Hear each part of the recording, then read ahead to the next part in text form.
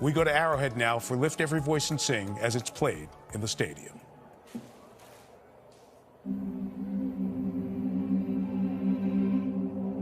At the dawn of the 20th century, America was a country full of promise and hope for many. Black Americans faced a different reality, a nation separate and unequal. Yet their hope persisted.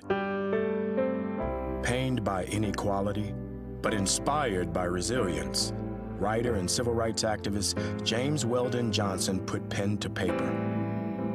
His words would become a unifying call, a hope for a brighter tomorrow, a timeless exhortation to lift every voice and sing. Lift every voice and sing till earth and heaven ring, ring with the harmonies of liberty. Let our rejoicing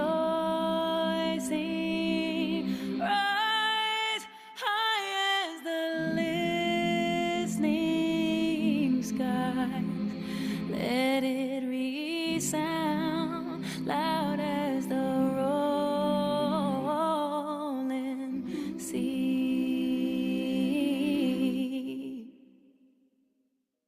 Sing a song full of the faith that the dark past has taught us.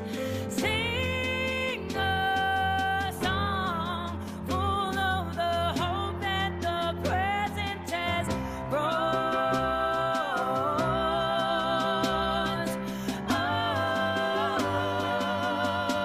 us. Facing a rising sun of a new day begun. Let us march on till victory is won. Let us march on till victory is won. Let us march on till victory.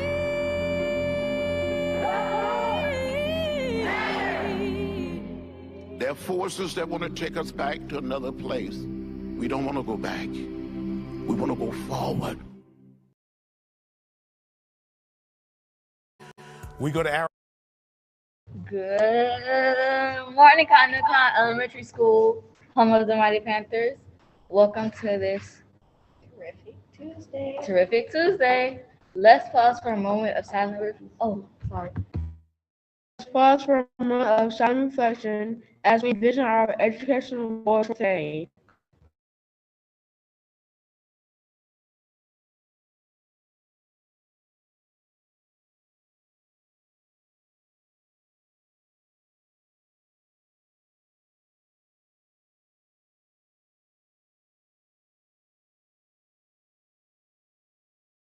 Let's say our Pledge of Allegiance. I pledge allegiance to the flag of the United States of America and to the republic for which it stands, one nation, under God, indivisible, with liberty and justice for all. Let's say our school's pledge. I now realize that the greatest power in the world is the power of knowledge. I want to be smart. Misinformed people go through life missing so many rewards that could be theirs. I will become a thinker and a problem solver. Learn my basic skills. Make a special effort to complete all assignments. I will strive for punctuality and perfect attendance. I will read books on subjects that interest me most. I will also read books and articles on other subjects to broaden my awareness of what is happening in the world around me. I will respect the rights of others and display exemplary conduct at all times. I will embrace the positive philosophy of my school. I believe in myself. I can do anything if I try hard enough. I pledge this to my family, my school, and everyone who is trying to help me succeed. Most importantly, I pledge this to myself. Thank you. You may be seated. Good morning, Cottonwood County Elementary School. We're making sure we stay safe, stay healthy, and do our part. We're making sure we wash our hands, cover our nose and mouth, wear a face mask at all times, clean and disinfect, avoid touching our face, and avoid close contact too. All right, and as a reminder, we are being tested twice a week, every Tuesday and Friday.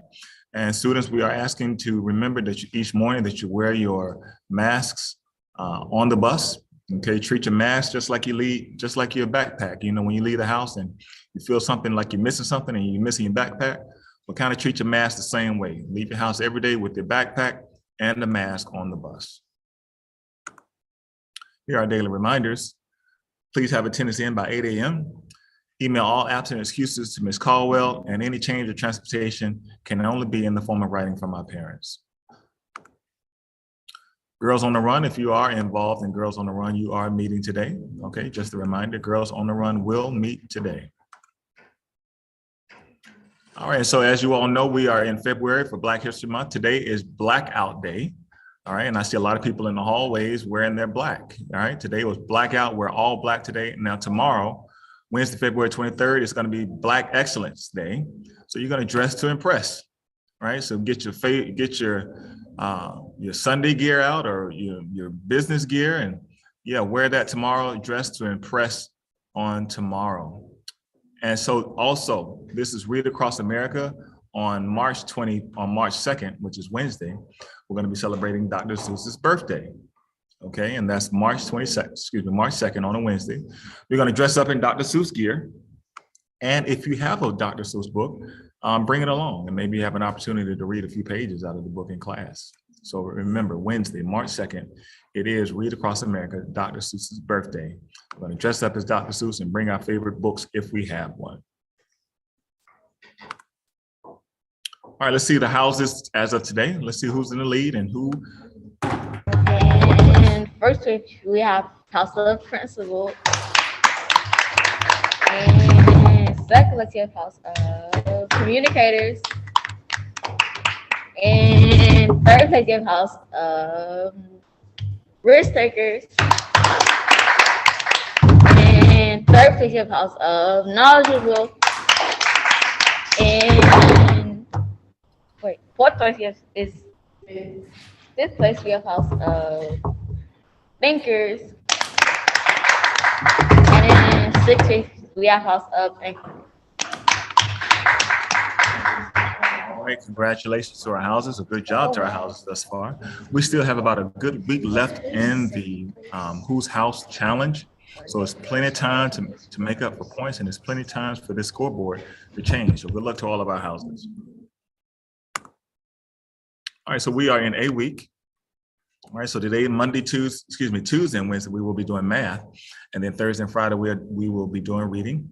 And here are reminders. Students, you should be able to work independently by yourself and log into all of the platforms on your own, right? And you're keeping track of your independent reading books in your reading log, and you understand the purpose of why you're doing the intervention block. Okay, so the last time a question was asked by Dr. Horton, the question was, what was the name of the Supreme Court case that opened all public schools to Black students? And the answer was Brown versus Board of Education of Topeka, right? So here's a quick video to kind of give a little background about that time.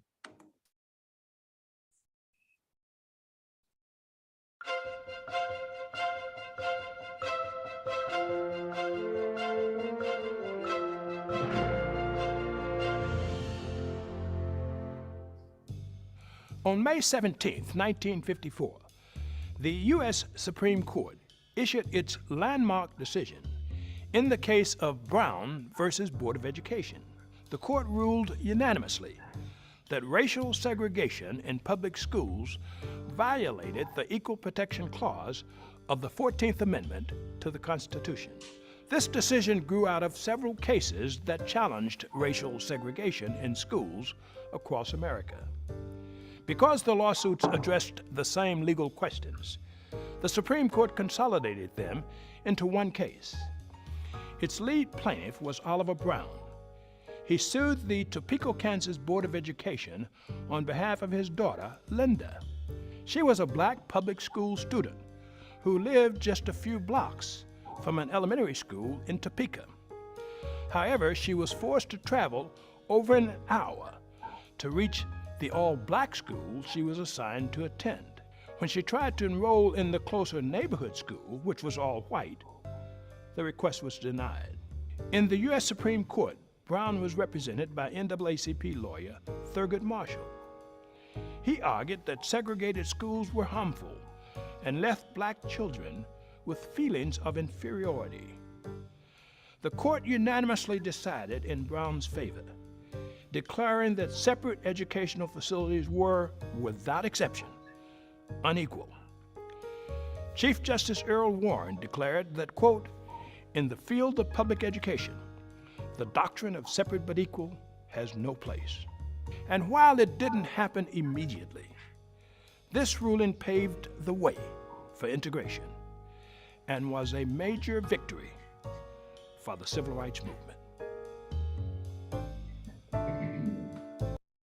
All right, and congratulations if you were listening and also reading over there to the side. You see the students who were able to answer that question. That's Corey, Mackenzie, Alana, Dylan, Charlie Marie, Penelope, Jameer, Kamari, Adrian, Jaden, Carter, Michael, Jamari, Jordan, Kayomi, and Skyleona. All right, congratulations to you all. And so here's our question for today. Who was the first African-American to win an Academy Award for Best Actor? I'll read it again. Who was the first African-American to win an Academy Award for Best Actor?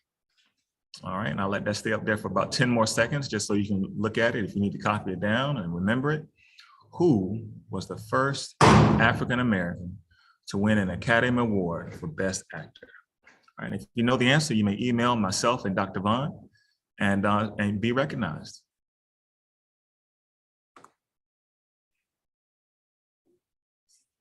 Now for our daily SE observation.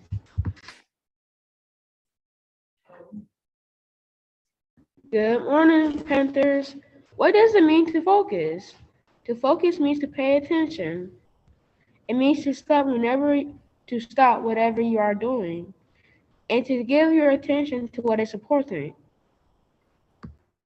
As we learn to focus on what is important, we begin to understand that there is a time and a place for everything. As we enter the school building each morning, we realize that it is time to learn. Let's watch this video and practice focusing.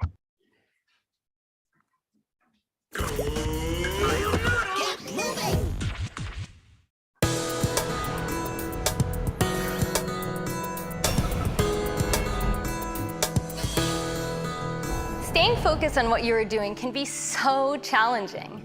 But when you harness the power of your attention, it can make you stronger and more capable to take on your day. Stand steady in mountain, with your feet about hip-width apart, your shoulders relaxed, and your palms facing forward and your body tall. Shift your weight onto your left foot and slowly lift your right leg off the ground. Bring the sole of your foot onto the inside of your leg, either below or above your knee. Lift your arms. As you work to get steady, let your gaze rest on this dot on the screen. Keep your eyes focused on this spot, and it will help your mind and your body get steady and focused as well. If you find your body wobbling or your attention wandering, just lower your foot down, regain your focus, and then lift back up. Inhale, exhale. Bring your knee back to front, lower your arms and your foot down to the ground. Now, lift your left foot and bring it to the inside of your right leg. When you're ready, lift your arms overhead. Inhale, exhale.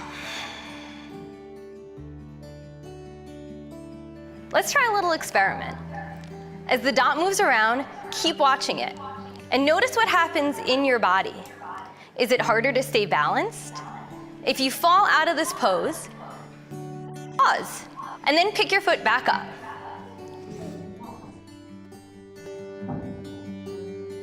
foot down and stand in mountain. Come back to tree with your right foot lifted onto your left leg. Lift your arms overhead and stay focused on that green dot as you find your balance. If the blue dot distracts you and you lose your balance, just place your foot down, focus on the green dot, and lift it back up. Inhale, exhale. Each time you lose focus, notice that you've lost focus, and then bring your attention back to the green dot. You're exercising your focus muscles.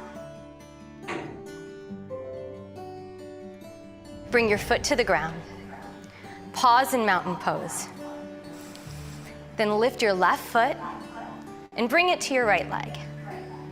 Reach your arms up and feel your foot root into the ground. Get steady and watch the dot glow on the screen. Inhale, exhale.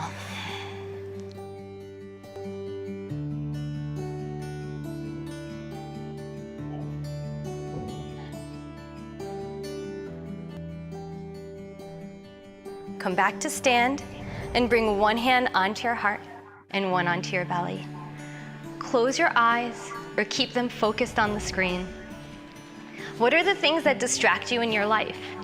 Throughout the day, as you notice those things that try to pull your attention, remember, your focus muscle is strong.